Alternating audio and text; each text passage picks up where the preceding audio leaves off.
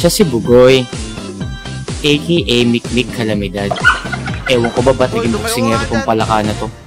Sabi niya sa akin, dating champion kasi yung tatay niya sa barangay nila. Kaso, natalo nung huling laban. Ayan, sa sobrang kabiteran, pinasa kanyang pagiging boksingero. Boss na lang kaya? Kakakain ko lang, pinagtatrain nyo na ako eh. Pangarap niya daw maging parlorista. Pero hindi niya inaasahan, boksingero pala yung bagsak niya. Kakakain ko lang kasi. Tignan nyo. Diyan nagsimula yung balakid ng buhay niya. Huwag ka kasi lamba! Kawawang palaka. Oh, ayun na pala yung ka-sparring mo eh. Huwag ka. Sa hindi niya inaasahan, makikilala niya ang isang lalaking babago ng buhay niya. Si Rodolfo.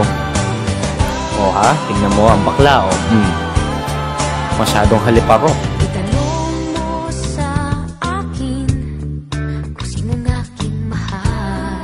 Sa tuwing makikita niya daw kasi si Rodolfo, feeling niya, siya na yung pinakamagandang prinsesa sa loob ng kaharian na punong-puno ng putikan.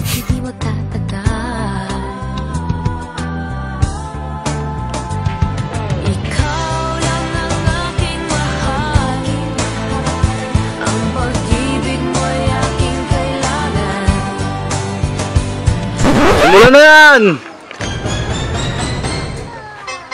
Okay, simulan na natin to. 3 round lang to.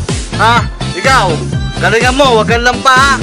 Ikaw, kahit anak ko to, bugbugin mo ng gusto. Patumbayin mo. Oh, tay!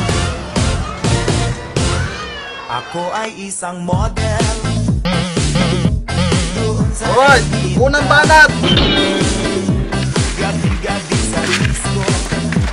At yan ang buhay ni Calamidad, ang Becky Boxer sa aming mga palaka.